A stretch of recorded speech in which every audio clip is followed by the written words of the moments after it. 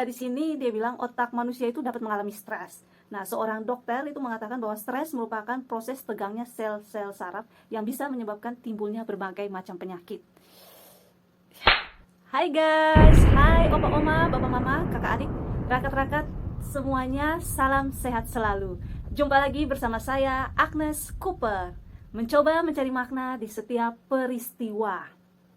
Oke, jadi barusan saya cukup stres karena tripod yang biasa saya gunakan itu rusak. Jadi saya harus UGEG UGEG bahasa Flores.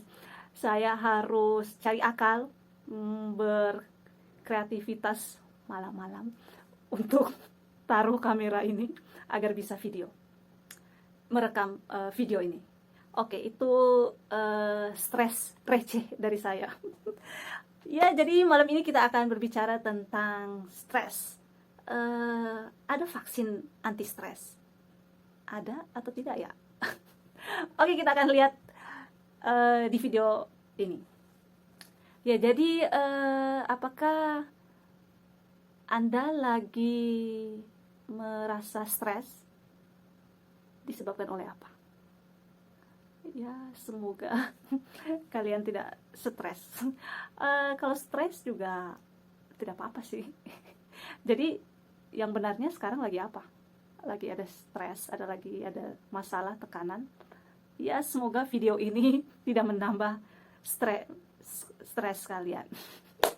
Ya, jadi stres itu ada macam-macam ya, ada level dan juga ada ya dari berbagai macam penyebab juga.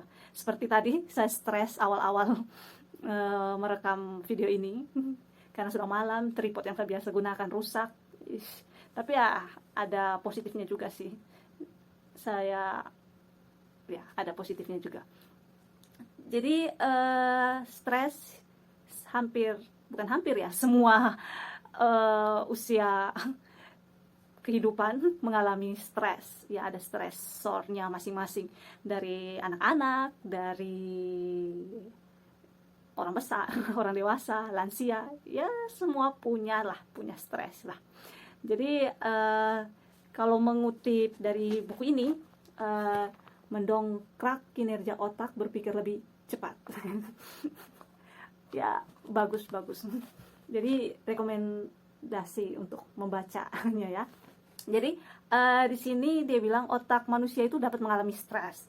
Nah, seorang dokter itu mengatakan bahwa stres merupakan proses tegangnya sel-sel saraf yang bisa menyebabkan timbulnya berbagai macam penyakit. Kemudian ada juga pendapat psikolog tentang stres, yaitu stres merupakan awal dari berbagai gangguan mental. Jing. Oke, selanjutnya baca sendiri ya. Ini bukunya Gali Pandu. Oke, jadi stres tidak mengenakan ya. Tetapi dalam sebuah webinar yang pernah saya ikuti pada bulan Juli 2020 yang lalu, webinar tentang manajemen stres yang dibawakan oleh psikolog ibu, dosen idola gue. Ya, semua psikolog di kampus dulu ya idola. Tetapi ya ini juga masuk list idola lah. Oke, jadi Ibu Cecilia Evi sekarang lagi di Brisbane menyelesaikan S3-nya.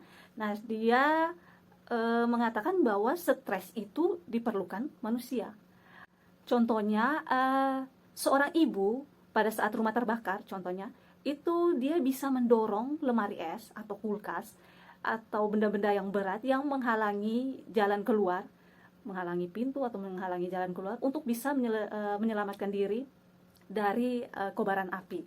Jadi ya intinya pada saat stres itu manusia memiliki kekuatan energi yang jarang keluar pada saat-saat biasa dan keluar pada saat stres.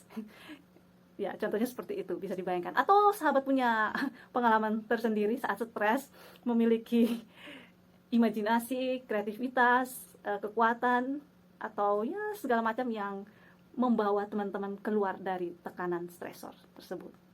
Oke. Kemudian Jadi stres menurut Ibu Cecilia Evi, stres itu harus diregulasi. Maksudnya ya diselesaikan, diatasi, bukan dibiarkan saja. Memang terkadang sometimes ya juga ya waktu yang bisa menyelesaikan suatu permasalahan. Tetapi di sini ia tekankan bahwa bila menghadapi stres, ada tekanan, itu kita harus do something, kita harus melakukan sesuatu. Setelah itu kita evaluasi dari tindakan-tindakan kita untuk menyelesaikan masalah tersebut. Kita evaluasi, cara A sudah, cara B sudah, cara C sudah, tetapi cara manakah yang bisa menyelesaikan stres tersebut? Ya, harus do something, intinya di situ ya. Kemudian bagaimana supaya bisa menyelesaikan stres? Nah, di sini stres bisa hanya kita yang mengetahui, hanya kita yang bisa menganalisa. Sometimes juga kita membutuhkan ahli, misalnya psikolog, psikiater, atau mungkin orang terdekat yang mengetahui kita secara lebih dekat, atau juga ya teman-teman yang bisa diajak ngobrol, mungkin bisa membantu kita menemukan dan menyelesaikan stres yang kita miliki. Tetapi langkah sederhana ya, dan yang pertama yang bisa kita lakukan adalah dengan mengevaluasi. Jadi mengevaluasi atau merefleksikan satu hari, misalnya dalam satu hari pola perilaku atau tindakan atau kegiatan apa yang memicu stres dalam diri saya. Ya, misalnya setiap bangun pagi kita langsung mencari HP, kita lihat media sosial, membuka Facebook, mengecek Instagram, dan lain sebagainya, yang dimana pagi biasanya waktu otak kita masih bersantai-santai, tetapi di media sosial sering menyajikan kita hal-hal yang ya dalam tanda kutip ini ya, menyajikan sampah misalnya, hal-hal yang tidak membuat hidup satu hari kita tidak menjadi produktif. Nah, di sini kita bisa menganalisa kalau memang itu yang membuat dan memicu kita untuk stres pada satu hari tersebut. Nah, kita bisa menghilangkan atau mengurangi pola perilaku tersebut. Jadi di sini ditekankan bahwa ya kita coba dulu periksa diri. Kita list perilaku apa yang membuat saya bisa stres. Ya, kita identifikasilah. Setelah itu ya, bila sudah ditemukan bla bla bla, ya ditinggalkan. Kita meninggalkan pola perilaku tersebut. Ya, agak sulit, saya juga masih belajar. Tapi ini hasil webinar dan juga pencarian yang saya temukan dan saya bagikan ke teman-teman. Nah, bila sudah menemukan, kita mempunyai tekad untuk merubahnya, ada baiknya kita melis. Jadi perilaku kebiasaan apa yang mendatangkan stres, kemudian kita list atau menuliskan lagi di sebelahnya atau di bawahnya ya, terserah teman-teman. Kalau bisa menulis ya, menuliskan perilaku apa yang mau saya rubah. Ya, apalagi kita mau tahun baru, jadi bisa dibuat untuk bahan resolusi tahun 2021. Wow.